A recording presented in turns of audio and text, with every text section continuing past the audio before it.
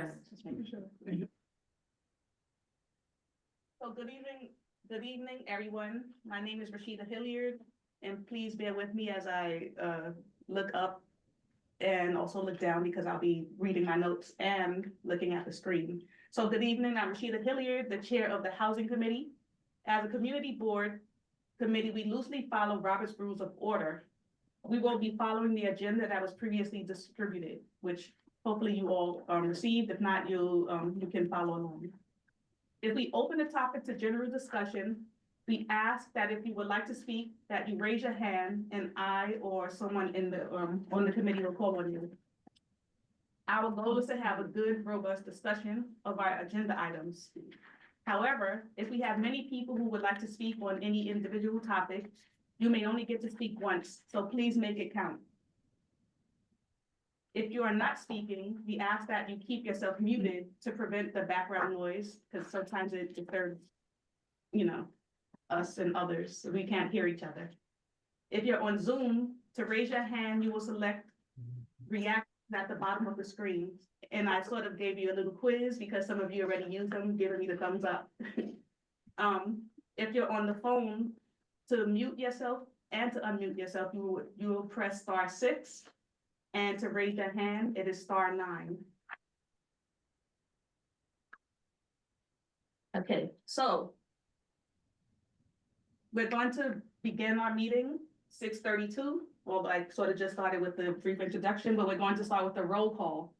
So Rashida Hilliard here. Sebastian Chidilapoli, not here right now. Lee Chong. Present. Ingrid De Leon. Here. Jessica Sosa. Here. So we have a quorum, 4 out of 5 of us are here. So we are going to move forward with the approval of the minutes from Monday, January 27th, 2025. You have a motion to approve the minutes? Second. A second. Any objections, abstentions? No. Okay, approved. So our minutes from January 27th have been approved, and you can read them later if you need to. And they're also here at the meeting, so for everyone else, you can check online. So today's meeting, we are focusing on the New York City Accelerator Program. Our presentation will be by New York City Accelerator to discuss Local Law 97 and anything associated with it, such as Section 103-07 of Subchapter C of Chapter 100 of Title I of the Rules of the City of New York. And I'll let the Accelerator people explain that better than I can. So basically, we want to know, what is this law in layperson's terms? And we would also like to know how the city will ensure that buildings are in compliance without adding further economic burdens on tenants, and also particularly on shareholders and co-ops and condos. So that's our main focus. We have Valerie Corbett from New York City Accelerator, and I am going to allow you to present, and I'm going to share the screen with you.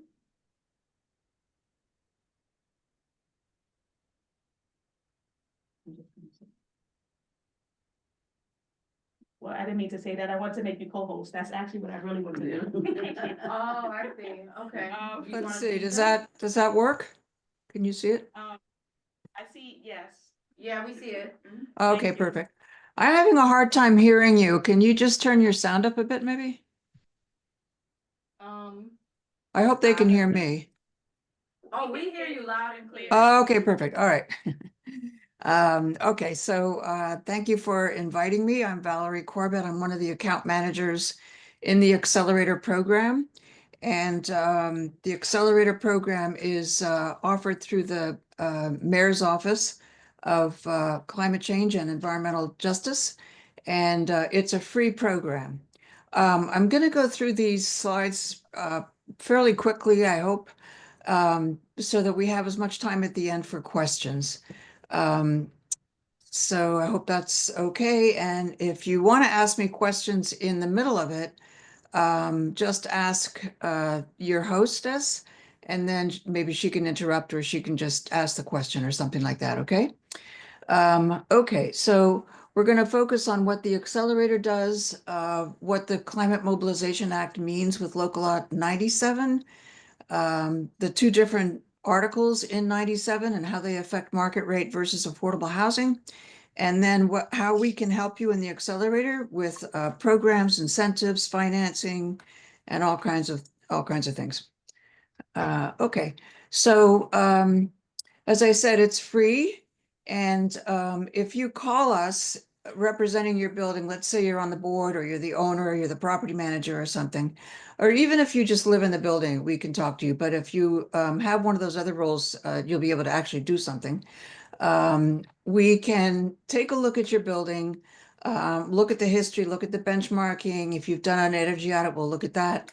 In other words, we'll assess the building before we even get into a nitty-gritty conversation. We'll have a very good idea of what the building is doing, how it's performing, and how we can help. We also offer trainings for your facility people. They're generally free. And we have on our website a very large list of service providers that can do almost anything to help you. And we can help you use that tool to pick the ones that are good for you. And again, we have a financing expert on the team. We have a solar PV expert on the team. We have affordable housing experts on the team. So we have, a lot of resources for you. And it's all free. So any building more than 5,000 square feet is eligible. However, it's only if you're over 25,000 square feet that you have to comply with these laws. And even that, those buildings have to do benchmarking and Local Law 97, which we'll get into. But they don't have to do the energy audit, which is the Local Law 87. But from the question I got today for, that you want to address, you're asking me about the rules for Local Law 87 energy audit. So we can discuss that as well. And I will in a few minutes, actually. Yeah, no catch, no cost. Okay, so we're here to help. I mean, it is confusing. It is complicated. We are the only city in the world doing this. We're leading the way for greenhouse gas reduction. And so you're all kind of, in this experiment with us, but we're doing our very, very best to make it simple, fair, and comprehensive, and as easy as possible to comply. We all want to better the environment and reduce greenhouse gases. So I hope we can just start from that point. And then, yeah, I already said about financing. Okay, this is a very important slide. And so I want to spend some time on it. And you're going to get these slides, by the way, if you haven't already. But so this is how the laws fit together.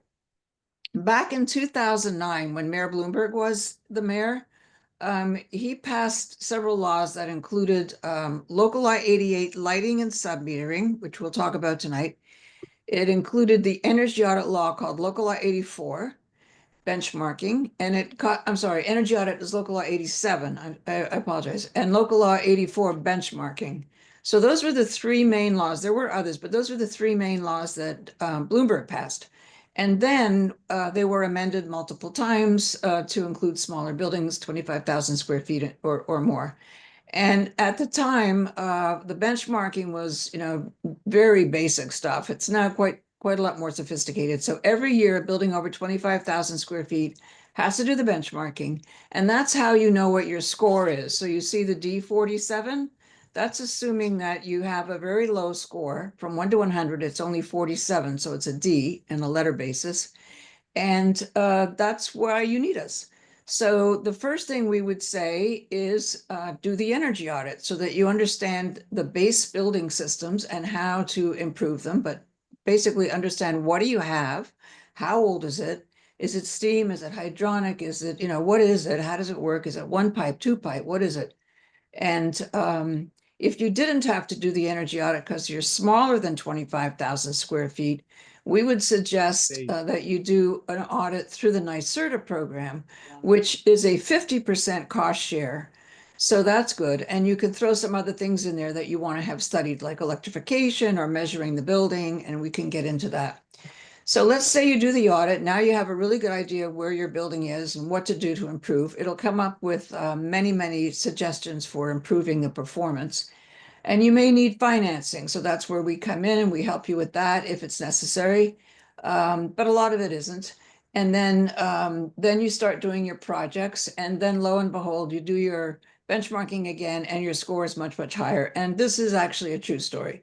It is very easy for some buildings to get a very high score because they've just ignored basic maintenance and operations for decades.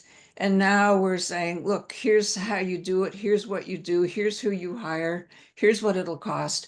Just go and do it, and let's see how you do.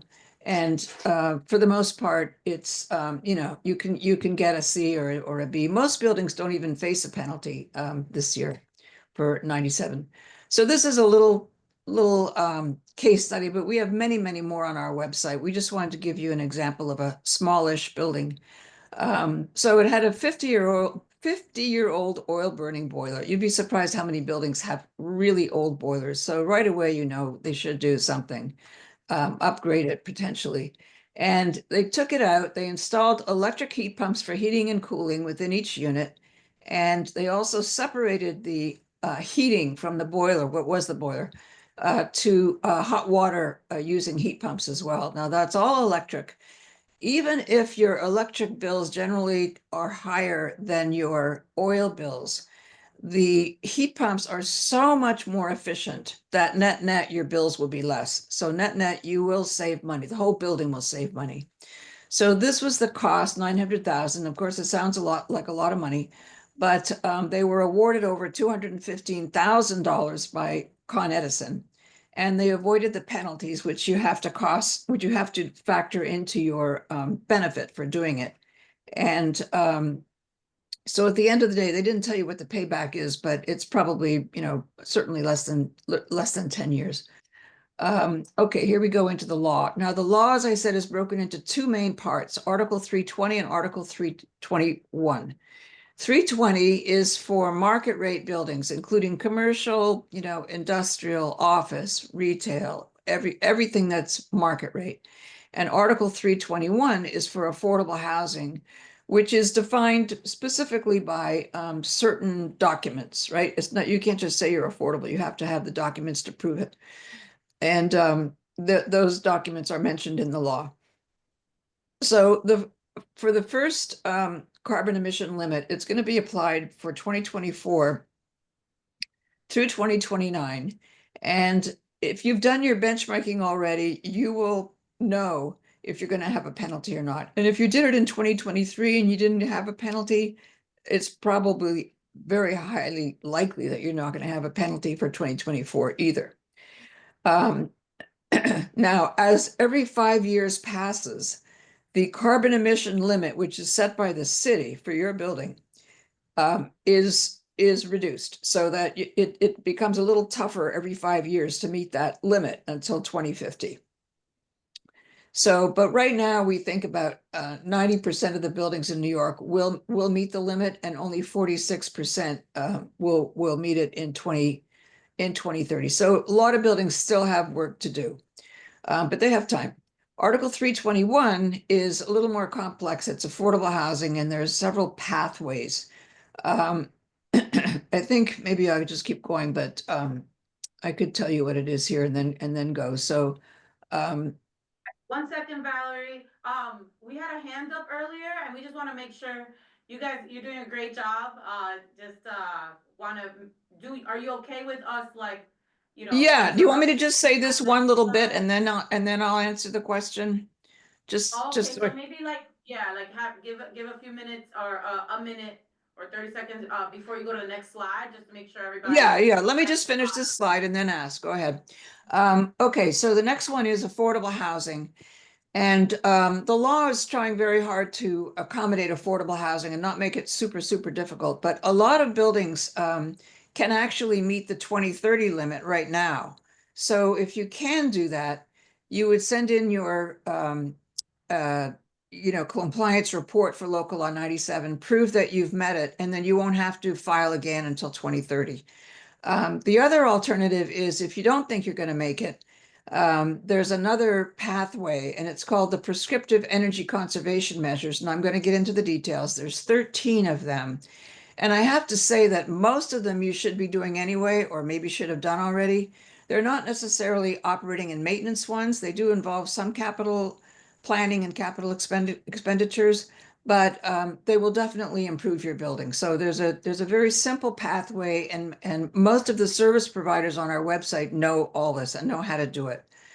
Okay, so I will stop here. And where's the question? Can I read it, or do you want to say it? It was from Heather Garino. I believe you raised your hand. I put your hand Yes, I down. did. Hello? Yes, yes. Yes, Go ahead. hi, I live down on 2805 University Avenue. So I'm on the very long end of your district. I came in kind of late. Is this in reference to changing over oil heating to electric heating? That's part of the topic. Yes, it's mostly about the law for complying with local law 97. But yes, we can talk about that a little bit if you'd Well, like. my question is then, or my statement really is that uh, in the northeastern part of the United States, electric heating is not strong enough to heat homes and apartment buildings. If we lived in Florida or North Carolina, you can use those mini split system would be perfect. But for the deep cold winters that we have, hot oil steam or steam going through the big pipes heat up houses much more efficiently. Okay. We have a lot of old buildings. They don't have the installation in them. And also, homeowners should not be responsible to switch over. Private homeowners shouldn't have to switch over from oil to electric. Electric cannot do the job. Okay. That electric furnace cannot do the job unless you have an electric furnace that can melt steel. All right. That's how hot you need to get. You will not get that hot with electric heaters. They are useless to completely heat a home. And that's all I wanted to state. Thank you. All right, Okay, Valerie, can you comment on that? Can I answer? Yeah, Yes, I would ma'am. love an answer. Okay. So you were right. A few years ago, that was true, but the heat pump industry has advanced significantly, and in fact, Canada uses a lot of heat pumps, and they're plenty warm enough. And they have oil too, but in Quebec in particular, they have hydroelectric power, which we're going to get down here from Quebec. And so a lot of their buildings have already converted to electric heat pumps. We've done several of these buildings here in New York City. And I'll give you an example of one on the Upper West Side. It's a small 10-unit co-op, an HDFC co-op. And they put in the Mitsubishi split system. They were like you, they were terrified, although they wanted to be green and they wanted to do it. It was their idea. Nobody made them do it, right? It's a 10,000 square foot building. They did not have to do this. They did it anyway. They put in the heat pumps, but they kept their one pipe steam because they were a little afraid that on the coldest days it might not work. It turns out we did that in 2018. It turns out ever since then, they've never had to put on their boiler. They've relied on the heat pumps. Everybody in the building is very, very happy, very comfortable, and we're grateful for that. So I think, you may find some models of heat pumps that maybe do what you say, don't warm enough, but you want to get a cold climate heat pump. That's what you ask for, a cold climate heat pump. And New York State has approved these particular cold climate heat pumps to be eligible for incentives.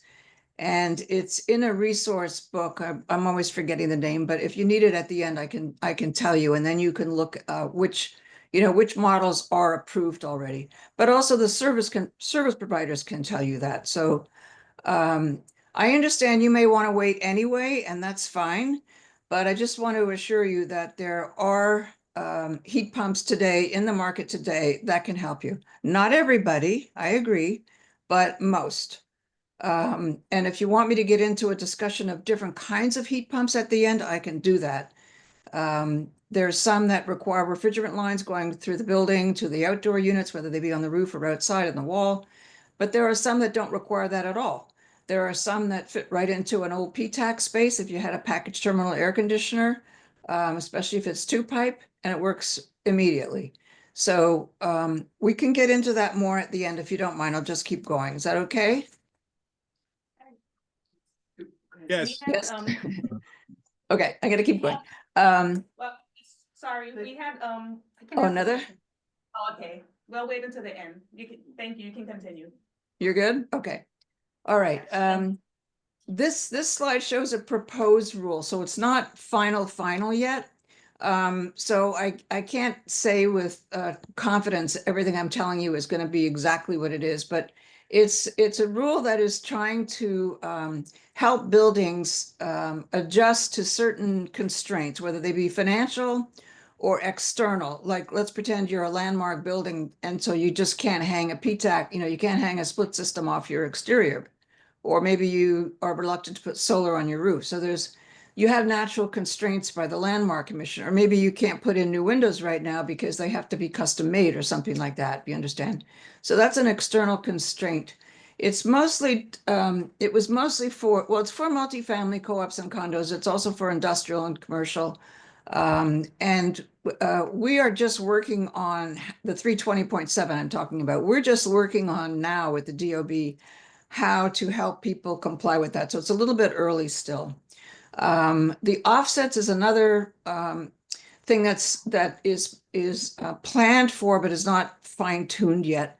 And what that means is that if there's buildings that are very, very good with compliance, and they're so low in terms of the meeting their carbon emission limits. In other words, they have so much room left, they can actually at some point sell what they haven't used, and then that funding can go into a fund for affordable housing. So again, it's meant to help people that are in a good position to help people that need the help.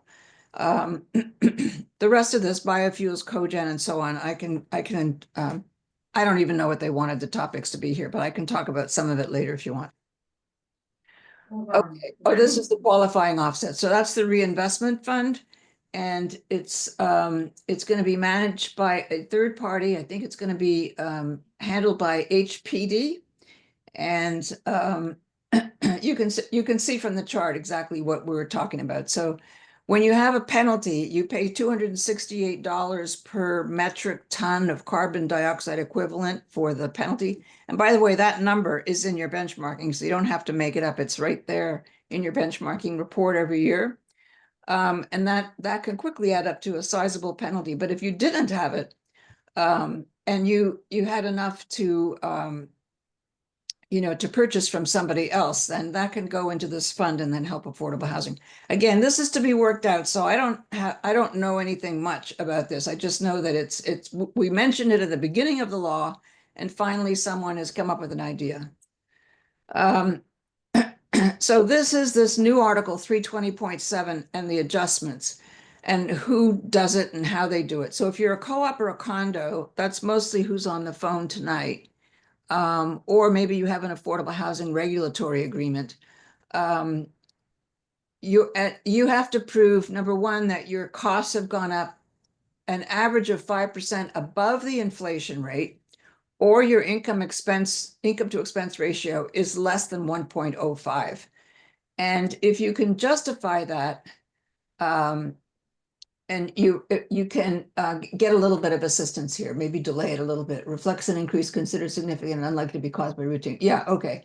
So there's a test you have to go through. There's a process you have to go through. There's documents you have to sign. It's not just checking a box. So it's going to get a little complicated, but we're still trying to help. The DOB is still trying to help, but I'm just saying it's not like simple. Okay, so if you can pass any other way, it's probably better to do that. And then other buildings need to have a debt service coverage ratio of at least 1.15, which is typical of what banks want to see anyway. And then nonprofits have to show that they have negative revenue versus expenses. We can go to the next one. Okay, now this is your district. You're Bronx Community Board 8, but you're in Community District 11. So we have this enormous database that we keep in the accelerator program. So we have found that we are working with 812 buildings in your neighborhood, and of those, 331 are market rate or Article 320, and 481 are affordable or Article 321. And in the first compliance period, 2024 to 29, 93% of the buildings will pass. But the median penalty for all of those buildings, the ones that didn't pass, will probably be around 19,000. I think my voice is failing a little bit. 2030 to 34 compliance period, we're projecting that you're going to have over 30% of your buildings comply. So you're not any worse than any other neighborhood, is what we're trying to say.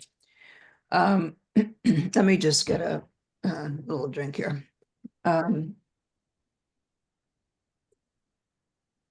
And of the, let's see, of the 917 active projects across 644 engaged buildings in District 11. Engaged means we're working with them regularly. Active means they've at least called us and we've got them in our database. And they're undergoing active projects. So 94% of them are covered by Local Law 97. And the most common types of work that these buildings do, and this, look, we looked at your energy audit, this is probably what it would say is, let's take a look at your heating distribution, your building envelope, meaning your facade, your windows, your bricks, and so on.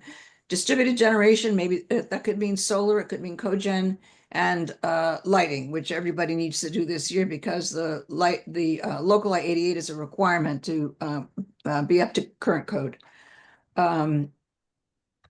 And let's go to the next one. Okay, so again, we're just trying to give you an idea for the entire city. See, for the entire city, only 89% are complying and 31% are projected to comply. It's a lot more buildings, but still, as a neighborhood, you're doing pretty well. Okay, so this is a breakdown of Article 320. I'm sorry, it's just Local Law 97. It's depending on how much you have to reduce your greenhouse gas emissions by to comply. If it's 22 to 29%, these numbers are just ballpark, right? They're not hard, fast numbers. But if that's all you need to do, then you could spend more time investing in the operating and maintenance items, which I'll show you in the Article 321, 13 prescriptive measures. Install low flow water fixtures, air seal the building, and do some heating system upgrades, but nothing, major could take care of that. But if you're really underperforming, like almost 50%, then you got to start thinking about maybe you need a new roof, new insulation, lighting improvements. I said you're required to do that anyway, and the heating system controls and sensors, but that could be on your existing system, not putting in a new system. But if you want to replace your heating system, then we want to work with you so that you don't just automatically go from oil to gas. You might want to go from oil to a different kind of oil boiler, like a small series or something, and then electrification. So don't just jump into these things without getting some guidance. And then the worst performing buildings, they might want to install heat pump water heaters just to separate the hot water. Because otherwise, if you have one boiler and you're using it for hot water and heating, that means you've got the big boiler on all summer just for showers, just for dishes. And that's very inefficient. And then the other thing is obviously old windows is the best thing to do. Windows and roof is that's called the envelope of the building. And that takes care of almost everything if the equipment is working pretty well. So if you need it, that's a good one to do too. This is a good faith effort. It's built into the law. Again, we're trying to help people meet their targets, but if they can't do it in time, they don't have the money, all kinds of things going on, then we have a process to help you do that. And again, it's complicated. There's a lot of paperwork, but we're here to help. So you would have to do the three things on the left, meaning do your building emissions report and compliance with any thing they tell you there, do your benchmarking, which you're doing anyway, and upgrade your lighting and sub-metering if necessary. So you've done all three of those. And then you can do one of the other one on the right, which is come up with a plan, complete the application for the work to be approved by the DOB, building out electrification readiness, prove that you have already complied with your emissions limits because you've had time to do that, or you're a critical facility like a lab or a hospital, or you're involved with the financing adjustment that we went through before. Now, as I said, this involves quite a lot of documentation and so on, but it's not impossible, but it gives you several years to delay the process, to delay getting a fine. And then here's the regular pathway. And I feel very repetitive because I keep saying the same thing over and over. So maybe we can not do that. But on the documentation one, I'll just go back for this one. On the right-hand side with the plan and all that, you have to have not only a plan, which means you've hired an engineer, you've signed a contract, you've got the service provider lined up, you're just about to get your permit. It doesn't mean, oh, I'm thinking about it. No, it means you are well on your way in order for the DOB to approve that. And RECs, at the bottom left here, RECs are renewable energy credits. And I don't want to get into that too much, but there's going to be ways to buy and sell renewable energy credits, but it's not going to be in this first period. It'll take a while for that to be figured out by the DOB. Okay, Article 321. I think many of you may fall under Article 321 if you're in affordable housing or you have at least one rent-regulated apartment. And so if you are in those categories, if you're in the first category where more than 35% of the units are rent regulated, and there's a way to find that out on in the city record. So again, we can help you with that. You can take the prescriptive pathway, and I'll show you what those 13 measures are in a little bit. And then, but if you're in Article, if you're in Article 320, meaning you think you're market rate, but then you have at least one rent regulated building, but no more than 35% are subject to rent regulation, then you get to delay filing until the year 2026. And it's you actually file in 2027 for the year 2026. So you get another year to try to figure things out. In the far right, if you are a Mitchell-Lama, like, well, I don't want to say Penn South, but because it's not Mitchell-Lama, it's HPD. But a lot of these big complexes are affordable housing and have been for many, many years. So if they fall into this category, then they can wait until 2035. And there's reasons for that. It's very complicated for some of them because many of them have gotten off the electric grid by using cogen. But now they're supposed to get off diesel engines. And that's like, well, how, come on, that's too complicated. So because it's such a long planning process, they're going to be given more time to do that. These are the prescriptive measures. So just number these 1 to 13. This is in the law. There is a guide called the Article 321 filing guide, and it spells out each of these measures on in separate sections of the document. And it's kind of like a slideshow, so it's really easy to understand. And these are the first things we would talk about that you would do to your building to improve it.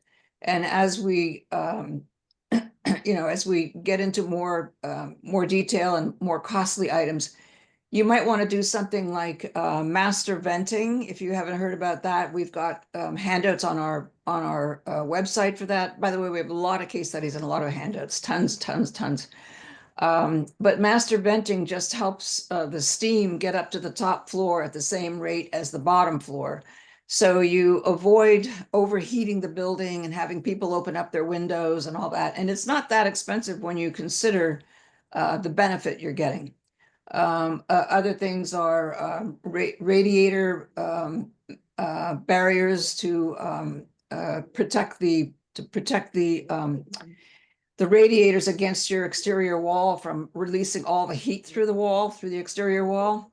You know, simple stuff like that. And then, anyway, if we want to go back to the slide later, we can go over all of these, but let's just keep going.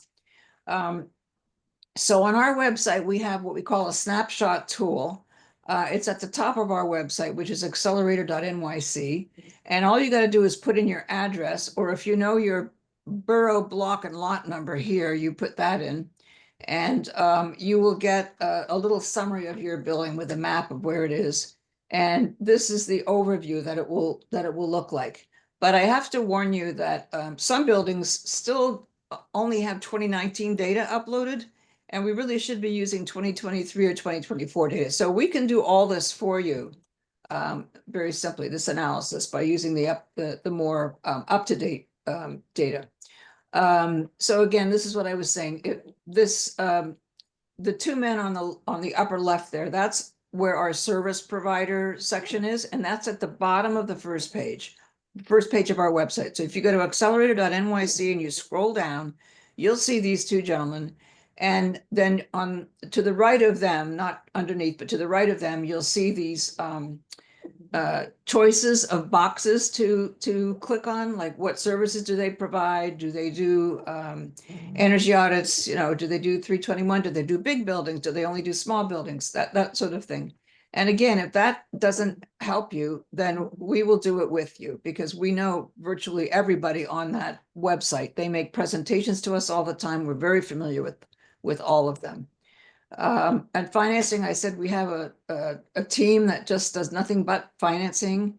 And it's not like the easy peasy kind, it's the kind that is hard to get, you know, for small buildings, for buildings that don't have the best, you know, financial story, for buildings that where their mortgagee won't allow them financing. So we have to come up with other ideas. And we take you through all the different products and help you understand you know, what you're going to be doing and what would make the most sense for you. And I think you can just read this. You're going to get these slides later. And then, okay, so financing eliminates the need for upfront funding by you. Some buildings prefer to do it that way. Let's say it's a co-op or a condo. They prefer to assess the shareholders as they go along to do the work. Others don't want to do that. And they just want to be able to borrow so that they don't upset the shareholders as they with monthly increases all the time. So it just depends where you are with the building. Also, financing can help you get projects started that otherwise you wouldn't if you didn't have the money in a reserve already, and it saves your reserves for other things.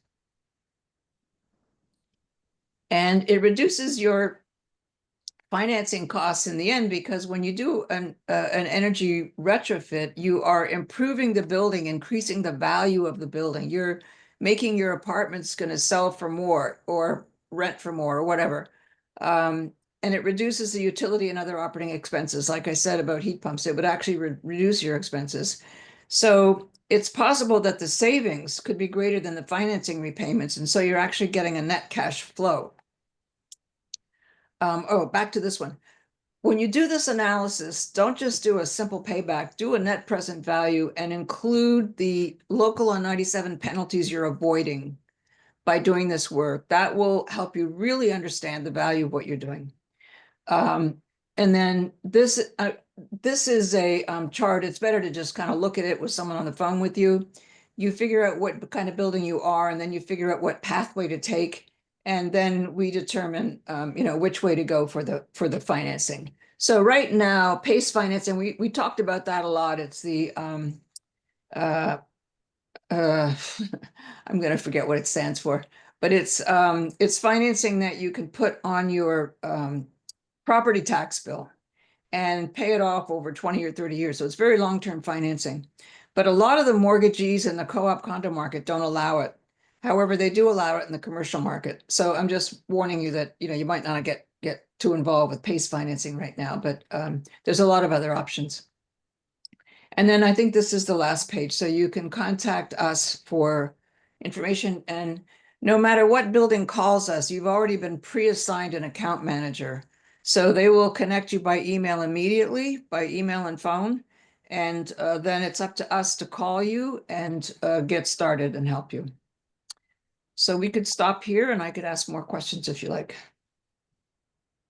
So thank you for your presentation. We'll open it up to questions, but I first would like to go on the record and say that Sebastian Chidilapoli is present. Okay. So everyone on the committee is here. So once again, thank you, Valerie, for the comprehensive presentation. I'm pretty sure that people have questions and we are going to open it up to our audience.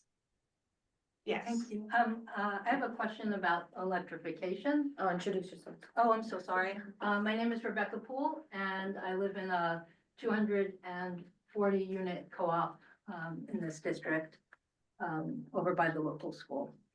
And I have a question about electrifications and the real life data regarding the efficiency of available heat pump systems. And it's sort of like a three-part. One is the VRF system that you described, like that would go into 205 Hicks Street, and specifically in other buildings that are over 25,000 square feet in size, so not the smaller buildings where the runs are smaller. In December 2009, NYSERDA and HPD and Tatum Engineering issued a report following a meeting regarding the installation of VRF systems with long runs to be used for domestic hot water heating and also for space heating in some NYCHA buildings. And the engineers present found that the systems did not perform according to expected laboratory results. And most of the engineers there said that they would advise VRF systems as a last resort and look at other heat pump installations first. I know 205 Hicks Street has just started running on their VRF system, so there's no real life data for that. But that project cost the shareholders over $30,000 per household to install. So it would be interesting to know if there's real life data that you have that contradicts the NYSERDA HPD Tatum Engineering report. Secondly, NYSERDA just started a program with PTAP units to try and get various companies to do demo projects for them, installing them in through wall air conditioners and units and in place of PTAP units. But those systems won't actually be installed for at least another year, since that program is just starting now. So I'm curious what real life data there is that buildings can rely on if they choose to put those systems into their buildings that are over 25,000 square feet in size. Because obviously with the cost of electricity and penalty reduction being major expenses, it's important for buildings to know what the real life data looks like as opposed to laboratory results. And then the third question is regarding domestic hot water heating systems, which was recommended on one of your slides for buildings that are have to decrease their carbon by, I think it was 40%. I don't remember the exact amount. We tried to, in my day job, we tried to do a program with NYSERDA to help oil buildings on oil change to electric directly. And NYSERDA, because of the Tatum Engineering report, NYSERDA didn't want to install domestic hot water heating pumps in those buildings. So I'm just curious what data you found that says it differently, because obviously when a co-op homeowner is investing $30,000, it's a one-time investment. Like nobody can afford to do that and have it not work. And given the useful life of heat pumps is only 10 to 15 years, it's hard for people who live in Riverdale, like in my building, to pay that to start with, but having to pay it twice would be impossible. All right. Valerie, you got everything? Yeah, I know she said I can hardly hear her, but she said she had 3 questions. And I heard a lot of the narrative about domestic hot water, NYSERDA, oil buildings, about people having to pay 30,000 per unit. And then the Okay. heat pump's not working, about a demo PTAC in a NYSERDA building, or maybe that was NYCHA. But I'm not sure what the Alright. questions are. Or Well, that what was- exactly she wants me to help The with. question is, for the electrification projects that you're recommending for space heating and domestic hot water heating, do you have real-life data to show the efficiency over 18 to 24 months, so a 2-year period, because last winter was obviously warmer? Do you have the data to show that it meets the laboratory efficiency records, both in terms of, you know, because that impacts operating cost to buildings? Yes, I think we do. Now, just let me find out, are you trying to find an example of one that separated the domestic hot water with heat pumps and whether or not they saved money? Is that what you want? Yeah, one, do you have real-life data from multiple projects that show what the electric usage has been over 18 months to 24 months for projects that you're recommending to people that cost, you know, in case of space heating, in case of 205 Hicks Street, that costs over $30,000 per household? Do you have real-life data for that time period that you can share with us? We do have some, as I said, we have that 10-unit one. There's more than that. But to be fair, this is all really new. So for New York City, it may be hard to find an example. Like I told you, we did it in 2018, but in other parts of the world, they've been doing it for years and years and years. So I think what I heard from you is that somebody made a terrible mistake and it just didn't work at all, and they ended up paying 30,000 per unit more. Is that what you were saying? No, what I was saying is that NYSERDA held a meeting with Tatum Engineering in which they talked about real-life results with HPD. Oh, with from- Tatum. Oh, okay, with Tatum. Okay. Yeah, Tatum was doing some studies on that. That's true. NYSERDA has some studies on their website. You know, there's if you want to do this offline and, you know, just so I can actually hear what you're asking, I'd be happy to do that. But we do have a lot of examples. Yeah, there's an example of a hotel in Midtown that did heat pumps to replace their PTAC system. It's called the Gotham Hotel, so they did that already. There's another one, 111 4th Avenue. They've replaced their hydronic heating system with electric heat pumps. They're very happy with that. In general, when you change your domestic hot water heating away from the big boiler to something separate for itself, all on its own, whether it be gas condensing boiler or an electric heat pump, you do save money. And there's a lot of buildings that have done that. So separating is a good thing. Whether or not you have a good engineer that knows what they're doing with electricity and heat pumps and all that, that's a whole other issue, right? But the concept of separating it is a good one. It makes a lot of sense. I don't know if you were talking about the NYCHA ones where the heat pumps hang over the window sleeve. Is that one of the ones you were referring to, or is that something else? No, that's a gradient one, and. Yeah, that's great. That's right. It was more like a PTAC, right? Yeah, the PTAC, nice, I mean, I don't need to take up more time with this, I No, guess. this is My- a good conversation, cause.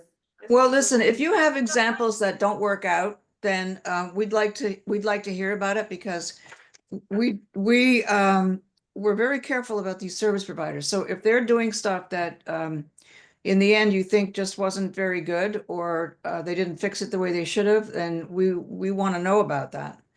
Or if you think that it's not really saving what you thought it would, we'd like to know about that as well. But just to be clear, we do have a lot of case studies, and so does NYSERDA on their website, and we have it on our website. And some of them are actually videos, some are articles.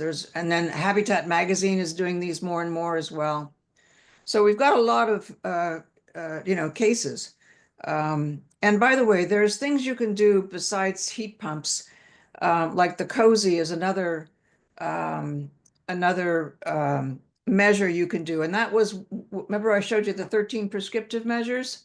So that was considered a thermostatic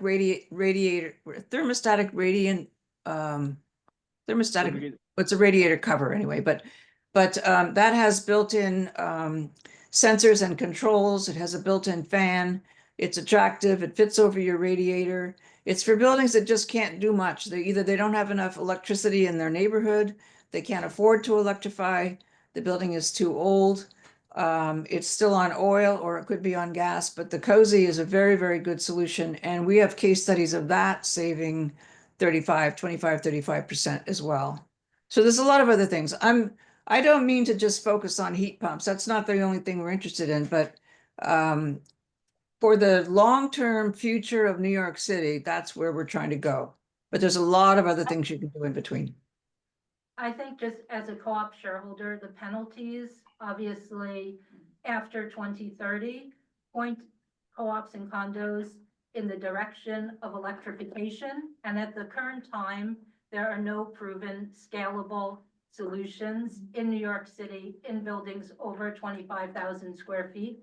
And there may be in 5 years' time, but to do work for 2030, a co-op needs to begin work now because they need to raise the funds. They just don't appear in the bank account, and people need time. For most of us, like that type of expense will be doubling our housing costs, right? And speaking for myself, I can't afford that, and I don't think most of our neighbors Right. can. Right. My building is 20% enhanced star seniors, so those households earn less than $98,000 a year. So I just think in terms of affordability, local law 97, right now, electrification for most buildings isn't an option. And in Riverdale particularly, we have a lot of overhead cables. So if there's electric outage in the winter, that's obviously a major issue. And I know that the P-tax and Gradient, they don't run on backup systems, so it means you lose heat. Right. I'm not just agreeing with you. It's true. New York City is not ready totally. The grid is not ready totally. I mean, I've had buildings that really did want to electrify, and they found out two things. Number one, the electric grid in their neighborhood is not good enough. It just can't accommodate them, or so they just have to wait, or maybe some condos just went up and they sucked up all the electrical capacity, so there's nothing left for this other building, and they'll just have to wait. Sometimes they want to convert to gas and there's no gas in the area. And they're told, well, you give us $1 million or $2 million and we'll bring the gas lines to you. So that's not very realistic. So there's a lot of things that get in the way of doing this, in addition to costs, in addition to shareholders not being able to afford it. This is not easy. But I don't want you to feel like we're putting all this pressure on you, or the DOB is putting all this pressure on you to electrify when it's just not realistic, because sometimes I have buildings that are pre-war buildings and they have not upgraded their electrical capacity, in the building for many, many years. And when they find out what it's going to cost to improve that or strengthen it, it's just not doable, So a lot of buildings will have to wait. And by waiting is not a bad thing, because waiting is, the technology will change, it will get better. NYSERDA just started a pilot program inviting the manufacturers of heat pumps to come up with ways to service this particular market better. So that the heat pumps in the future could fit into a through-the-wall air conditioning hole, not just a heat pump hole, or that they don't need a significant increase in electrical capacity, that they could use the same electricity that an air conditioner is using. They want them preferably to be built locally. And they're going to give the ones that win, I think it's something like $2 million to develop the idea, and then they'll be able to go into full production. So everybody knows this is not, a done deal by any means. And there's an Italian company that has a heat pump. They call it All-in-One AIO, and it can fit into a PTAC space. You know what I mean? Package terminal, air conditioner space, and open space in your exterior wall. And there's no refrigerant lines running through the building because it's all in one unit. And also it uses the same power that an air conditioner uses. So there's a lot of innovation in the industry that people just aren't aware of. But I agree with you. I don't know what your name is, but I agree with you. Some buildings just aren't ready and people just can't afford it. And so we'll have to find other ways to help them not pay a penalty without going all the way into electricity. Now, I understood that some people wanted to talk about local law 87 because in that question, you put the local law 87 rule. So did someone want to do that? You mean one of us? No, Yeah, it was written into the agenda. Is that you would like section 103.07 of subchapter C of chapter 100, etc. That's the energy audit law, not the local law 97. So does Right. anybody want to talk about that? I will. So, hi, I'm Andrea. I'm a board president for a 54 unit co-op in Riverdale. In reference to when you said about the benchmarking component, do you have, with all of these, I'm gonna tie into when you said engaged and active buildings. How many of these engaged and active buildings do you know have already completed their local law 87 in the appropriate channels? Can we go to that slide too, just so, It's the 605, the 644 slide. You had a term, active meant they just called. So that would certainly put my name in your email list and your call list. Our communications came to a complete and utter end when the only suggestions were financing. And I would qualify that in the next presentation you make, when board members or when shareholders are sitting in front of you, you should never say, refer to assess. Ever. You should never say what? You use the term exactly when you talk about financing. Some boards prefer to assess. And I would, jumping on Rebecca's statement, no board wants to assess their shareholders, whether it be $30,000 or our recent assessment, just to comply with DOB's requirements before we even get to local law 97. We've had to assess almost over $800,000 for an assessment. No one preferred to do that. It was necessary only for compliance. There are some buildings that's their policy. They would, I mean, look, they may be in a different neighborhood, but that's their preference is just to keep assessing people until they, tell them to stop or something. But some people don't like to borrow. Some people like to do it that way. Some people like to just build up a reserve fund and use that. So not every building is the same. So the key here would be is reserve funds used to be for capital projects that buildings aspired to in order to improve the life of the people that are living in there. But nowadays, a capital project fund is really mainly a compliance projects. It's not really for the amenity aspects. You used the terms earlier, return on investment. Well, Sorry, what? nowadays, return on investment. The idea that putting in a big project would mean, like, let's say Cozy's, for example, that there'd be some return on investment. Our buildings board went through a great deal of information trying to figure out how to put a new roof on the building, how to put a solar into the building. The returns on investments now are so far into the future that these products don't actually pay for themselves, because technically utility prices are rising so rapidly and will rise again next year that a return on investment is so far into the future, it really shouldn't be a pedal that we use to drive this vehicle forwards. Well, I would disagree because we've seen a lot of solar PV projects, and we do this study for free, by the way. So if you just give us your last 12 months of common area electric bills, we'll do it. But a lot of them, given all the tax credits and incentives, some people can get a payback in 7 to 9 years. So yeah, it's not 2, but it's not 30 either. So it really just depends on the building and how much sun it gets, and is the roof good enough and all that. So again, there's just no way you can say it's the same for all buildings. It just isn't.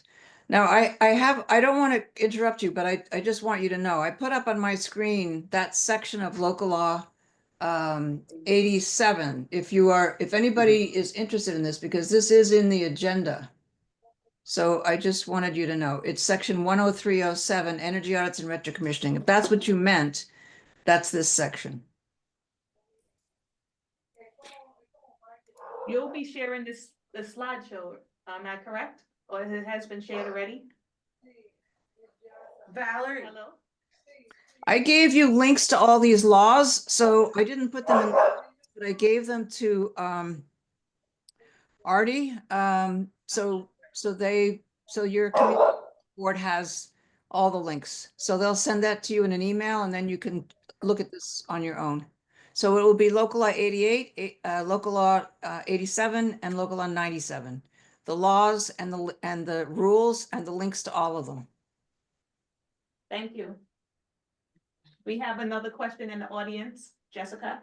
yeah, do you have, regarding the good faith effort application, do you have a template that we can use just to start kind of the conversation about what that looks like, knowing that knowing that the building perhaps is too old or to comply, with all of the local laws right now? Yeah, let's do this step by step. So the first thing is call the accelerator, find out who your account manager is, have them assess the building, figure out if what you're thinking is really, true, that you really do have to do this.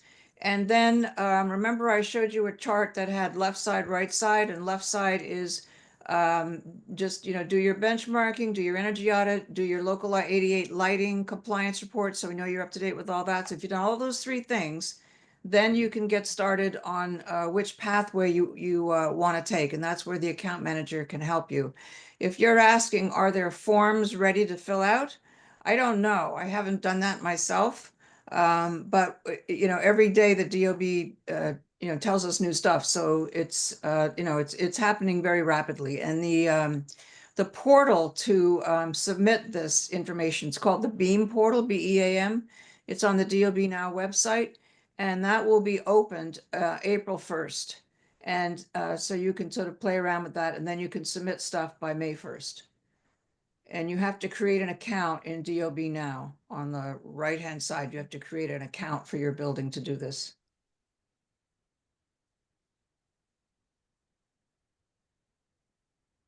Thank you. I hope that answered the question. I mean, we're all in this together. I have not done what you just asked, but if you did ask me to do it, I'd figure it out, okay? Can we Yes, go thank back you. to the 13, when we Yeah, get want me to chance? go to the slide? Yes, please. Okay. Okay, so you don't want to talk about 87, I guess, then, okay. No. I Um, don't, do you? I mean, it's something that all buildings would have already done already, so if they were really behind on that, they're really behind on getting anywhere close to knowing what they need to do for local law 97. okay, I this mean, is the slide with the prescriptive measures.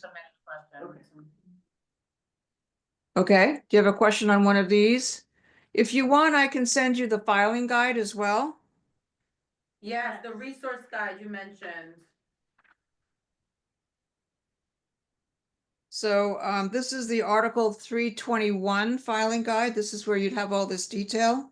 And by the way, it's such a good report that market rate Article 320 buildings can do the same thing. It goes section by section, exactly what are they talking about? What are temperature controls? How do you do that? What would you do for one pipe? What would you do for two pipe? So it's very educational with lots of pictures and so on. But go ahead, ask a question about this. A particular one you want to Right. know? No, because you were going through it, and I think it was just very helpful to hear you going through it. Oh, all right. Want me to do it now? Yes, please. Okay. All right, let me see if I can just do it with this slide. If not, I'll go to the guide. So installing individual temperature controls, what that means is you put individual controls in, depends, you can put them in each apartment or in a representative unit, a representative number of apartments to get the incentives from Con Edison. Some people do it in all. Like if you did the cozy, it would be in all units, all radiators. If you just did it through Con Ed, it might only be in, 25% of the apartment, something like that. But an individual temperature control is connected to the boiler. It's all done wirelessly, and it tells the boiler, how hot each apartment is.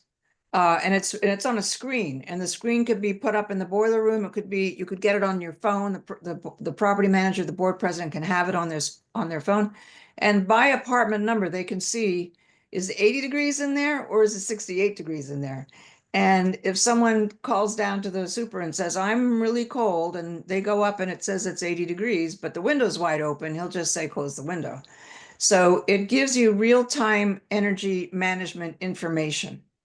So I hope that is clear, but let's go on, then you can ask me again later. Insulating all exposed pipes for heating or hot water. Okay, up to code means that you've insulated all your pipes for heating and hot water, meaning steam and everything. Some people still haven't done this, or they'll have patches where maybe they had a leak and they fixed it and they never insulated it again. So, if you put a, this is a stupid metaphor, but if you put a pair of gloves on and you cut off one finger, is that finger going to be cut off the finger of the glove, not your finger, but your finger is going to be cold, right? So that part of the pipe is going to lose heat because it wasn't insulated. Installing heating system sensors and boiler controls. That is on the boiler itself, heating system sensors and boiler controls, which a lot of boilers still don't have. So again, there's systems that do this. There's Runwise heat, what is it called? Heat timer. There's a whole bunch of them. There's dual fuel. And I'll give you an example. When you have water from the street coming into the building, it's cold water from a DEP water pipe, right? It's very cold. And so if that goes into the boiler, it's going to take time to heat it up. If you don't have a water meter on that pipe going from the street into your building into the boiler, you would not know if that water is going in continuously because there's a leak, or you just wouldn't know, right? So you're wondering why your bills are going up. It's possibly because you're putting in too much cold water all the time that you don't need. But if you put a meter on that one pipe going into the top of the boiler, now you've been warned that something's not right. And on that screen I told you about with all the digital stuff coming up on the screen, you would be warned about that so quickly that you could call the boiler maintenance company to come and fix it before it becomes an issue. But I'll give you an example of a boiler that didn't have it. No, actually, I take it back. They did have it, okay? They had the meter and they knew that too much water was going into the boiler.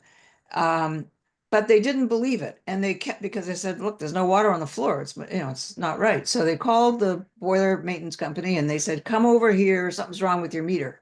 So to be nice, they just changed the meter. Well, the guy said the same thing is happening. So they were only going to do this so many times before they said, look, the meter, there's nothing wrong with the meter. You've got a leak. So why don't you turn off your boiler, open it up, go inside and see what's happening. Well, it turns out it was leaking on the inside and it was just about to go over onto the floor. So these things help you to stop problems before they get really bad. The next one, radiant barriers behind freestanding radiators. That could just be a piece of bubble. It's like plastic bubble wrap that's like tinfoil, and it's padded, and you can buy them in big rolls in Costco or Home Depot. Mostly Home Depot. And you could do this yourself. You cut it to go behind the radiator and then on the two sides. And now that way the heat is coming into the building, not going out the exterior wall. Installing timers on exhaust fans. That's the same thing, because if you don't have a timer and you just let the fans go off all the time, then that's very inefficient. Upgrading common area lighting. Okay, well, that's 134 and 138 are basically the same thing. So that you have to do that now anyway. And that means bi-level lighting where it's required by law. And I can explain that if you want. Weatherizing and air sealing, that means sealing up the areas around air conditioners, sealing the doors, like go outside your building, see a pipe coming through. Is it insulated around or not? Do you have a garage? Is the interior pipe from the residential part going into the garage and it's just an open hole? You gotta weather seal that. So there's a lot of little things that go on that you're just not aware of. Steam systems, replacing or repairing all steam traps. Okay, steam traps, if you have two pipe steam radiators as opposed to one pipe steam, and you have a steam trap on every radiator, in New York City, it's ridiculous that they should be changed within 3 to 5 years, or they break in the open position, meaning the steam is just running through the whole building. And nobody realizes it, nobody fixes them, and people just paint over them. That's what we mean by replacing and repairing all steam traps and having a regular maintenance program to do it. So let's say every 5 years, you take one line of apartments, you change all the traps. The next year, do another line, change all the traps. It also refers to the steam traps in the boiler room, the big ones that are in the boiler room that you have to replace and repair. Upgrading system steam master venting. I told you about that. We have a little one-page handout on our website that explains that. So if you can, let's see, how can I do this? Okay. If you have a boiler if I could show you the picture, I would, but I think Freda will take too much time to find it. But if you have a boiler in the boiler room and you and the steam is going to go up a pipe called a riser all the way to the top floor of the building. And then you're going to have lines going this way into each apartment on each floor. So you've got one vertical and then all these different horizontal ones. If you don't have any vents in that riser system to let the air out, air is heavier than steam. So if there's air in the system, the steam can't get up. And so what happens is the super says, oh, they're not getting heat up to the top floor. I better turn the pressure up. So they keep turning the pressure up in the boiler until it just, can go through the air. But that's not the right way to do it. That's wasting a lot of energy and it's bad for the boiler. So master venting stops that. Okay, that's a very, very clever, smart thing to do. And then insulating steam system, condensate tank or water tank. Okay, when you have a 2-pipe or a 1-pipe steam system, the steam goes up, goes into the radiators, it starts to cool as your apartment is warmed, and then the steam turns back to water. The water goes down that pipe and it goes into a tank called the condensate tank. If that tank isn't insulated, you're wasting all that beautiful hot water that just came down into the basement that you wouldn't have to reheat that much when it goes back into the boiler because you've insulated the tank that it's in. So insulating the tank is like a no-brainer. That you definitely should do. Maintenance is adjusting temperature set points for heat and hot water. Again, that's something that you would do on the boiler or the hot water heater just to make sure it's running at maximum efficiency. And if you go down to a boiler and there's like a big round clock type of thing on top of the boiler, and it's called the pressure troll, and it measures the pressure of the boiler. And you can see the numbers going from like 1 to 15. You should be operating your boiler at like 1 to 3 PSI. If it's going up to 5 and 7, there's a big problem. You're not managing that boiler properly. So that's one little tool that you can see. You can go down and just visualize what's going on there. Repairing all heating system leaks. Yeah, nowadays we have infrared cameras. So if you suspect a leak, but you can't see it, and you get an infrared camera, which you can get a little attachment for your cell phone to do that. And let's say you put it on the floor, you might see a pipe, which is like a beautiful straight red line of hot water or steam going through the pipe. And then all of a sudden it's fuzzy. Well, that's where your leak is. So it's much easier to find these things nowadays than it was before. It could be in a riser, it could be anywhere, but now that we have equipment to find it, it's much easier. And maintaining heating systems, well, that's just a very broad brush saying, keep everything, maintained properly. Are there any questions about that? No, that was excellent, thank you. There are other questions, however. Go ahead. On the No, you. online? Oh, Sorry, okay. yeah, in I general. thought you meant the participants. I think I did see, And right, there is after you will be Kellyanne. So Perfect, okay. it's Andrea, Okay, Andrea. and then Kellyanne. So, some of the key issues, the maintenance components, these are certainly parts of a super's education because they're the ones when you say go down to the boiler and go and look, we're not asking shareholders to do that or board members. It is most certainly, the appropriate education of a good super to do these on a calendar basis, weekly, daily, whatever the particular super's building needs. But I want to pop back to some successful piece that can be done by buildings that hit into the general piece, but also can help them with the carbon emissions control. And that has to do when you mentioned about the heating system sensors and boiler controls. So we live in a 1939 building. I think that the boiler is not from 1939. It was replaced back in the, I want to say the O's. But it's still a gas. It's technically dual fueled. We could flip to the oil. To one of your other participants earlier, we haven't burned the oil in over 5 years, which is fortunate since the gas conversion was done. We have a system wherein there are like 15 apartments that have these monitors, which means that we can keep a building-wide level of comfort across the common space areas and the individual apartments, assuming that this 25% representation is adequate. So long as no one's putting the sensor in the refrigerator or they're holding a match up to the whole thing, it functions well. It has an app, it's dual fuel, it's their Axon system. It's certainly something well worth doing. When we did it, we had a NYSERDA incentive. I don't know if NYSERDA still have the incentive yet for setting up these heating systems and boiler controls. It's something that could be advocated and could be done really pretty easy without a great deal of invasive hardware. You talked about risers and branch lines. Getting to a branch line, getting to a riser line in these old buildings is near impossible.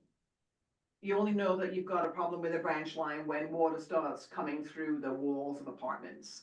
Ductwork, there's no ductwork spaces anywhere for us to start thinking about split systems. Our building 1939 does not have a space to push through into putting sleeves in. So the low hanging fruit that once long ago New York Accelerated mentioned that, it's the lower parts on here, which are fulfilling the LED, which are fulfilling the making sure you have good insulation. That was also an incentive component of NYSERDA also, because we're all trying to not spend all the money. Yeah, I understand. Well, I'm very impressed that you did do some of that work already. And you understand what I'm talking about. Did you do it with dual fuel? We worked with dual fuel on the Axon. We've had it now for 3 heating seasons. Yeah, We saw big- I've done some projects with them too. It's big savings in the first year and the second and third year. It's hard to see savings because utilities have gone up so much. So you Yeah. can't do a comparison year to year. well, I I'm have one impressed that you've even started talking about branch lines. I'm gonna say, I have shareholders that are sitting on this meeting, and I'm gonna say this is not my first barbecue, and they've heard me say that a great deal. I think, obviously you don't want tenants running down to the boiler room and doing all this stuff, but if you had a little green committee on the board, someone that really wanted to learn this stuff, they could. And I've taken tons of courses at AEA and different places, and you can just learn all about this. And it's and there's things on our website that you can learn as well. But if you don't mind, I'd like to show you an Italian heat pump that might be an option for you someday. It's an all-in-one system, so it would avoid the refrigerant lines. It might mean that you wouldn't have to upgrade your electrical capacity, which then you're not as vulnerable to the grid as some neighborhoods might be. And by the way, I just want to say this: if you are seriously thinking about electrification, We're not, 1.5 to 2 million. okay, I'm just saying, but I just want to warn you about something, just in case some people on the call, might want to do this. Have the engineer send in a load letter to Con Ed as soon as they can to find out if there's capacity. Don't spend a lot of money on this, because if there's no capacity in the grid where you're living, then you can't do it anyway. That's all. I Agreed. just wanted to let you know that. Now, do you want me to show you this, or are you running out of time? We have another We have question. Yeah, we somebody have has a another question. I'll go look up at that. I'll go look at the Italian system. Yeah, I'm but sorry, I can't hear. Just tell me. We have Kellyanne ask her question or their Yeah. question, I'm not sure. You're the chair, yes. More questions? Kellyanne had a question. I just Yeah. wanted to acknowledge Ann's question first. Thank, Kellyanne? yeah, thank you. Hi, Valerie. My name is Hi. Kellyanne. I'm relatively new to the board and I gotta tell you, I'm pretty overwhelmed by listening to you all speak, but it makes me excited for all the learning I'm about to do. More general of a question, more basic than all of the acronyms. So I am new to my board. And what can you just walk me through the process? So when we call you all, you come out and then do you provide like a comprehensive report with steps? How long does that take? Like, what does that process look like? Someone else on my board is on the call. We quickly looked up our address. It seemed like we are in good standing. Is it even worth calling you all? Like, can you walk me through that a little bit more? Yeah, first, we don't do site visits anymore. We used to, but there's just way too many buildings to deal with to do site visits. So I'm sorry, we can't do that. But what we do is it's pretty good. I mean, we'll ask you before we get too much in the weeds on your building, we'll ask you to send us your benchmarking report, um, which is public data, but it's hard to find. So, but it's much easier if you just give it to us. Send us your local law 87 energy audit if you've done it. That would help us learn about your building very, very quickly.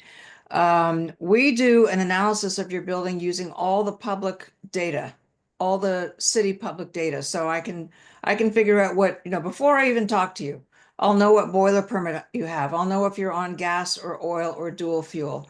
I'll know what your roof looks like for solar PV potential.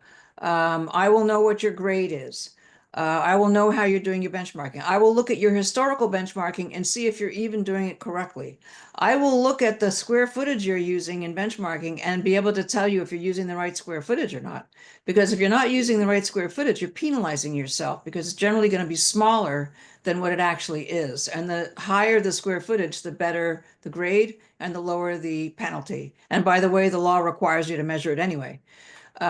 So I can go through all this analysis. I also have a program that gathers all the city data and so in one place. So I get a really good idea. I might know more about your building than you do just from looking at all this data before we even have the call. Kellyanne, is that, so that's the first part. Then the second part Right. is, can I keep going? Yep. Okay.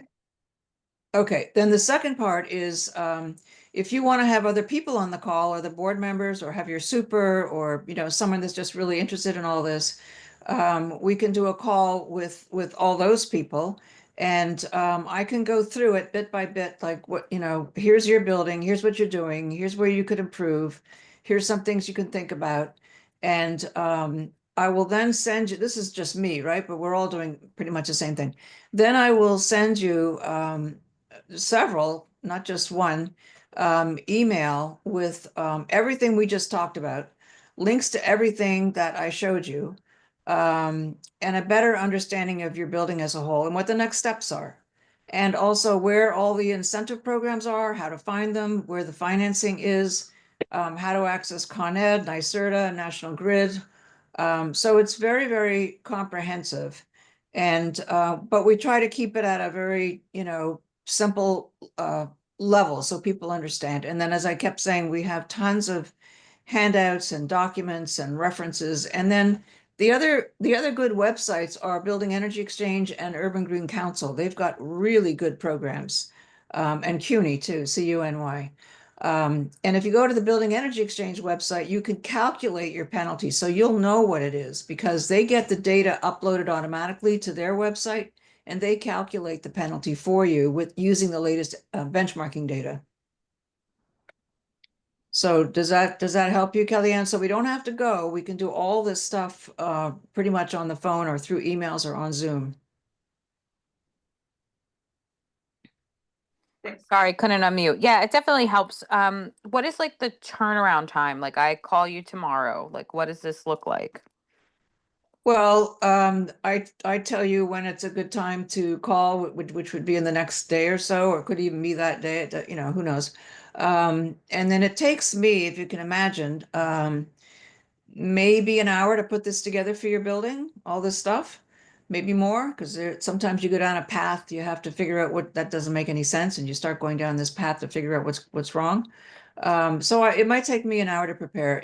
We would have a call for at least an hour. And if you want someone else to kind of listen in and be there and be involved, then it's better to set up a call with more people, you know, in the beginning. I often do that with property managers, or I'll do it with board members, and then I'll do it with the whole board. Right. I mean, sometimes we even do it at shareholder meetings. So, you know, we can do pretty much anything. And I have some buildings, I have, you know, maybe 3 emails and they're done, they're fine, they're on their own. And I have others that go on for years. We've been dealing with these people for years. And I'm still helping out. Well, I appreciate all that guidance and look forward to learning more. And thank you to everyone on the call that's inspiring me to hit the books. Yeah, we're divided up by property management companies generally, or some other way, but we're already pre-assigned to a building. Thank you. Thank you. Before we turn it over to Andrea, I just want to see if there's anyone else on Zoom who might have a question.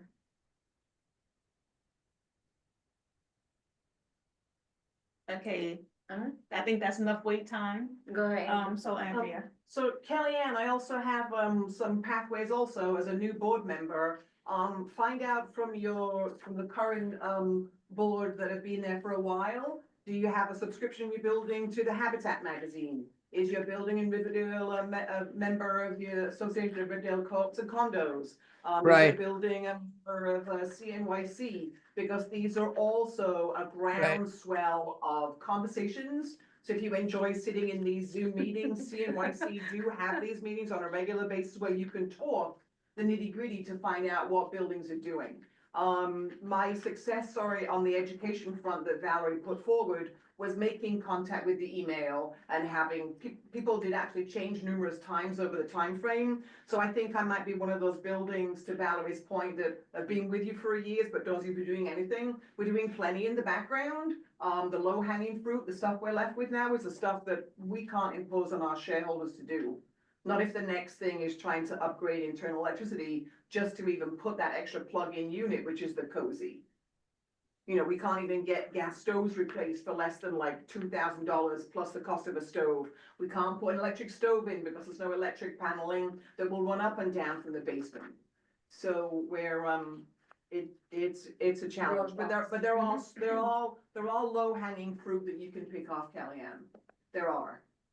And we're working with the mayor's office to put together a I don't know, they're calling it a toolkit for board members. So I don't know what it's going to be in the end, but we in the accelerator are recommending to them which board presidents, very often, but board members are really good at what they're doing and really getting their shareholders to act and do new projects. And how did they do it? How did they persuade them? And sometimes it's very simple. We've got one building, Park Terrace Gardens East and West, which is in Inwood. And they did this a long time ago. It was even before the laws, but we work with them anyway. And they put together like a little bag of like insulation, you know, to put around your air conditioner and around your window, and some few other things they just put in the bag, and then they hung it on everybody's door knob. And they told everybody that, you know, they gave them instructions, very simple instructions, and they explained to them how to do it, and then explained the benefits. And lo and behold, every single tenant did it. They took the little strip of insulation and put it all around their air conditioners, around their windows and stuff. And they just did it themselves. It was so cute. And, you know, then they started insulating pipes, and they've just been doing one thing after the other. It's not a very wealthy complex, by the way. And now what they want to do is electrify their laundry rooms so that they're only using electric washers and dryers. And I said, well, that's interesting, because I'm working with another building that is doing it right now. And she said, oh, can I talk to them? So I introduced them. So we do that too. We network, we collaborate. So, you know, we're very happy to, you know, to help you find answers to your questions. And You know, it's all new to everybody. There's stuff every day I find something just I did not know, you know, it's new because of the way the building is. Every building is completely different. Actually, I just had a really quick question. It's not, how big was that building, the Park Terrace? What about how big is it? It's 5 buildings. It's very big. And they have 5 different laundry rooms. Okay. And the other so- one is it's over 200 units. It's big. Okay. Oh, and so Emily Myers, she's been writing a lot of good articles in Habitat magazine. So if you keep up with that, that's good. Or and like you were saying, join the CNYC, you know, all these organizations to help you keep up. Thank you. I have one question about the collected data. The what now? So since the collected data that you have. Oh, the for data. the- Okay. So how are you, Mhm. how can you aggregate the data you have to show the levels of success stories or like, so we can actually use the data that's being done by buildings already. So there's no point in reinventing the wheel in that description. So the idea being is you, like, for my building alone, you have my energy benchmarking report, you have other pieces that we've set up over the last 3 or 4 years. So how can that data be aggregated to benefit other co-ops and condos? Okay, I'm Condos, not like- sure I'm understanding, but you're saying you've done, let's say you've done local law 84 benchmarking, and you've done it over time, and you can see how your grade or your performance is improving. And you're saying, how can that help another building? No, well, the accumulated data that you have on Yeah. hundreds of buildings all over New York City. Right, the how city can is doing that. That's right. Not us. The city is doing that. So then that begs the question then, so where is my building's data? Well, Where is there's okay, DOB now. If you want, I can send you links to all these websites if you want. DOB now shows your grade, and that is what you're gonna have to do you're gonna have to use that for the beam to file 88. There's the DEP is the one that does the boiler permit. There's and the setting up of backflow prevention, which means that way then you can meter more effectively what's coming in from the street into your building also. what I'm gonna, if I share this with you, it's just data about that you can find for your building. Like, what is it we're doing? What are our permits? What is our building system? What does it do? You won't know if you're 1-pipe or 2-pipe steam. We're 2-pipe steam actually, we don't have steam traps, they never will put on, and we don't have a plan to put them on either. So like. That would be in the energy audit. There's no other way to find that out. Okay, no, but what I'm saying is, so here's New York State Accelerator, data has gone to you, and you can see prescriptions for buildings that don't always necessarily mean going into, I loved your graphic of where people's pathway goes. For me, the enlightening part was financing was oddly enough in red, which will actually be where it might put a lot of co-ops and condos in the red financially. So I'm not sure if that was like a subliminal message to me or not. So, but it's like, how can we use data, what other buildings are doing successfully? How can we share the knowledge without having to reinvent the wheel? every Okay, single okay, I think I understand. So, because we're connected to the mayor's office, we have a data program. It's called Salesforce, and I have nothing to do with it. But in that, for every single building in New York City that has to comply with these laws, well, even smaller buildings, so it's even more than that. If we get the data, that's the key. If we get the data, which is publicly available, for benchmarking, that goes into the program for your building. If we get the local law 87 report, it's filed not only as a big PDF document, but it's also filed as an Excel spreadsheet. We grab some of the data from the Excel spreadsheet and put that into the place where your building is. So we will access the DEP permitting website for the boiler permit. and that will go in. So just by looking at that data for your building, I can tell when it was built, how old it is. I'm sorry, that's the same thing. When it was built, how big it is, hopefully whether it's one pipe or two pipe or hydronic or something else, district steam. I'll be able to tell if it's dual fuel, oil, gas. If it says nothing, it usually means district steam or electric. I'll be able to tell a lot about your building. It's very basic stuff. It's not going to really help me that much, but it's basic. The But question was I'm more gonna about, say, it's not going to say that you improved 30% last year because you did something. It's not going to do that. No, I think it was comparative, right? Like, hey, and for the 20-story, 200-unit, two-pipe steam building, Yeah. you average, this much to all the comps in your district, like something like that. Yeah, we could probably compare. Yeah, because there's one metric. And again, if you look at the historical benchmarking for your building, assuming it was done more or less correctly, it could go back 10 years. And I can get that on a private database called Property Shark. So I have to pay for that, but I can get it.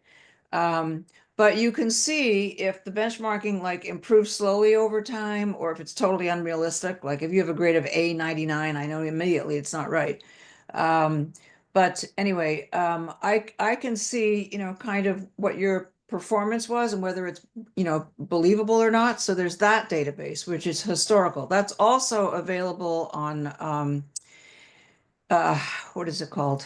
It's not DOB now, it's, I just forget. It's a city database, and you can get anything on a building. You can get 87, 84. You can get all this stuff on all the buildings going back historically. So believe me, it's all public. It's all available. It's just hard to, it's just hard to find it. Like if you want to know if your building qualifies as rent stabilized, you go to the DHCR website. You'll find that. You'll find the information there. So there's data everywhere. It's just up to us to try to put it together. But and what we do doesn't really put it all together, but it's better than nothing. Okay, so but okay, I'll give you a number. There's something called the you can see energy utilization index, EUI. I might have that not perfect, but when we first started doing this back in Bloomberg's day, the median EUI for a regular multifamily building was about 125. It's just a metric, okay, 125. Now, because everybody's done so much work, that's gone down to maybe 110, 115. So that will give you sort of a rough idea of how buildings are performing in New York City. It's not a perfect metric. It's not the best, but it's something, right? So you have an idea that in the city as a whole, we are improving. thank you. Are there any additional questions? And that number, by the way, is in your benchmarking. So you can look for that, and it will be EUI per square foot, EUI something, something. There's all different versions of EUI, but there's one that is kind of that basic one. And you could track that. You could ask for the last 10 years of your benchmarking and get it all in one Excel spreadsheet. And then look in that column and go back down through the years and see, well, how well have I done? Did I do better? It's all there. The data's all there. You just have to put it together. Yeah, I think overall, it's just, how do we maintain like the cost of everything, right? It's just, what's the average life of all these investments before our shareholders are attacked again to do, to maintain, compliance should never be so costly, right? Like the idea of like, if we build a fund, we want to invest that in updating the playground or repainting, the lobby, and instead there constantly keeps being, some new compliance effort that, just, feels like a hand into the pockets of shareholders that want, that want to reinvest in their, beyond just like living in their apartment. And so I think overall that seems to be a theme that is always hard to navigate, where it's just like, you know, how can we minimize compliance being costly, you know, it as a takeaway? Well, yeah, you see the slide that I think it's still up there. These prescriptive measures, they are, how can I say this? Back in the day when steam was first invented and for boilers back in the early 1900s, the guys that managed these systems knew exactly how to keep them efficient, and they just did it. That was their job. They just did it. And then over the years, people have kind of forgotten. And just because it's a big machine and you're able to turn it on, they think that it's running fine and I can just walk out of the room and leave it alone. But no, it's not. It's just like a car. You know, you have to maintain it. So all these things on this slide here are things that you should be doing. Your super should be doing every year. And if they're not doing it, your boiler maintenance company should be on a contract to do that. And if that's the case, you're going to be operating pretty efficiently, and now you can upgrade the lobby. But to upgrade the lobby and not do this is not a great idea because you're wasting money, right? You're totally wasting money, and you're not making your building as energy efficient as it could be. The whole boiler system, steam system, hydronic, whatever it is, it's an art form, and it's beautiful, and you just have to maintain it and keep everything working properly. That's all you got to do. So the reason some buildings aren't performing well is because no one cares, and they don't know, and they haven't taken the courses. Okay. Yes. What? Sorry. We have one more comment. Last comment, yeah. Yeah. I'm so Okay. sorry. Yes? You froze, so I can't hear you. May be in trouble regardless of how efficient their boilers are. Like buildings with studio apartments or smaller apartments are gonna have a harder time meeting carbon emission standards simply because of the square footage issues, and the list goes on. So I think from co-op shareholders' perspective, being told that we're not meeting standards just because we don't care is kind of insensitive. Oh, I'm And sorry. I'm sorry. I didn't mean to be. I was trying to be funny. I didn't mean to do that. But listen, if that's a problem, you call us in and terms we'll of help doing you. a lobby, if you're a single family homeowner and you want your house to look nice, or your lobby hasn't been renovated in 30 years, I don't think any shareholder thinks that coming home. I get it. I understand, but you understand where I am too, right? So having a beautiful fancy entrance and then letting everything below the first floor just kind of fall apart just because you don't understand it or something is not a good idea. Now we are being called to fix our base building systems. Our buildings are like big machines, and we have to fix them and keep them operating efficiently, or we're just spewing, greenhouse gases into the air for our children. So, we have to be responsible too. If you have a problem financially, like you're saying, you should contact us and we'll see what we can do. If you're in a neighborhood that's called a disadvantaged community or DAC, there's financing available from Habitat for Humanity. There's many ways we might be able to help you. So give us a call.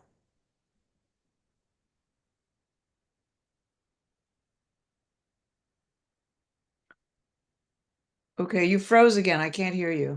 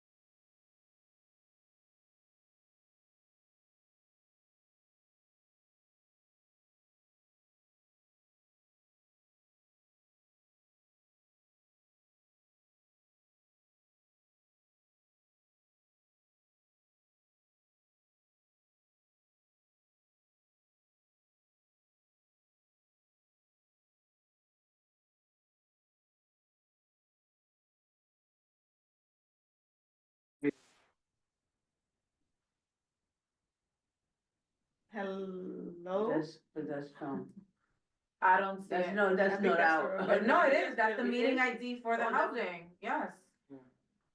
It Oh, is. what did I I- think you just need to. Oops. Housing committee meeting, that is our meeting ID. Admit all. Yeah. Oh, she's calling. Let it just reload, hold on. No videos. Okay, hey guys, can Hello? you hear us? Hello, everyone? Hi, Okay. Rashida. I can hear you. Okay, Hi. the internet, I can hear you. Cut off, sorry, everyone. it just disconnected. I said, that we had an unstable connection and then it disconnected from, Zoom. So we're back. Were we able to thank Valerie for her time and her presentation? Should we hit the recording again? Or is it Yes, recording? we should. It is It's recording. Oh, it is It's a recording. recording, yeah. But our video is not on. Turn the video on? Yeah, you have to turn the video on and start recording all Yeah, over. it's on that side. Mhm.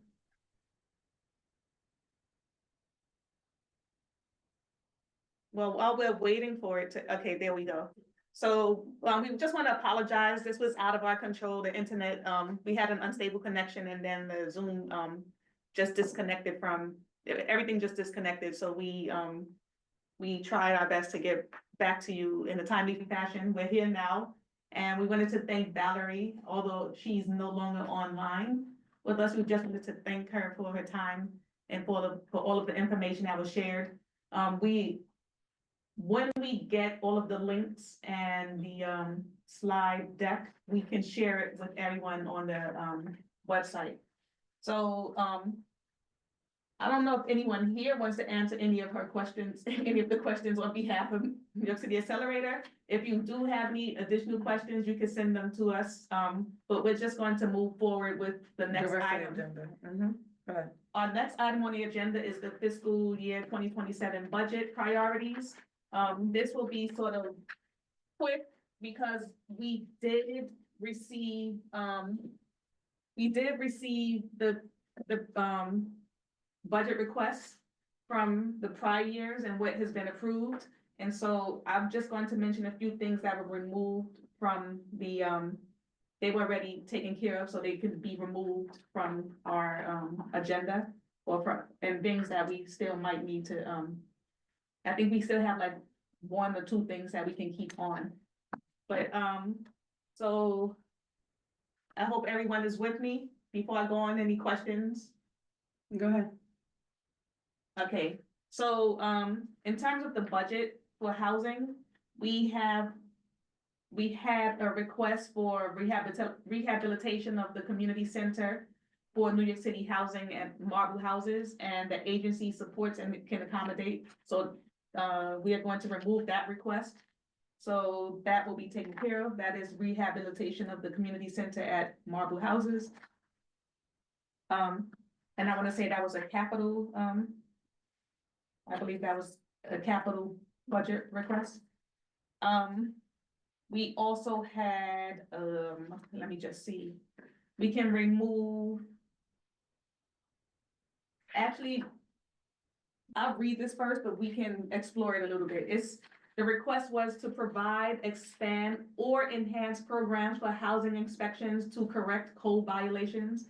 And it says that the agency supports and can accommodate and to remove this request, but we might still want to investigate if that has to do with overnight inspectors. So that's something that we might keep on. Julie, I see that you have a question. Yes, it's just going back to the community center. You say, has it been completed or they just said they will fund it? It says on here, agency supports and can accommodate, and then it says remove requests. It says remove request. Yes.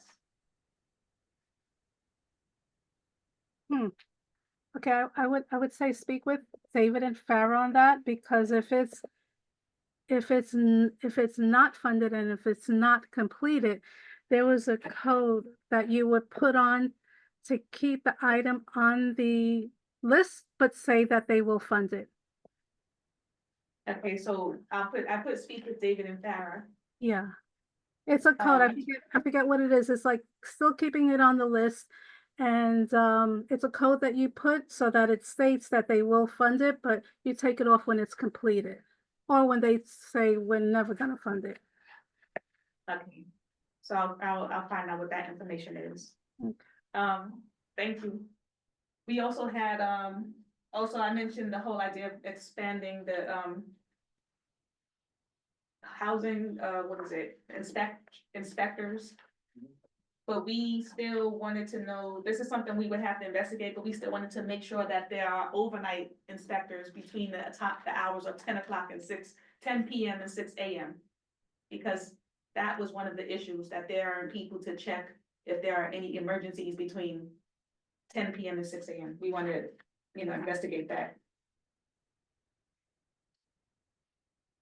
And then I want to say the last item that it said we can remove, but of course I know the new wording now, but anyway, that item is, it just says other expense budget request for HPD.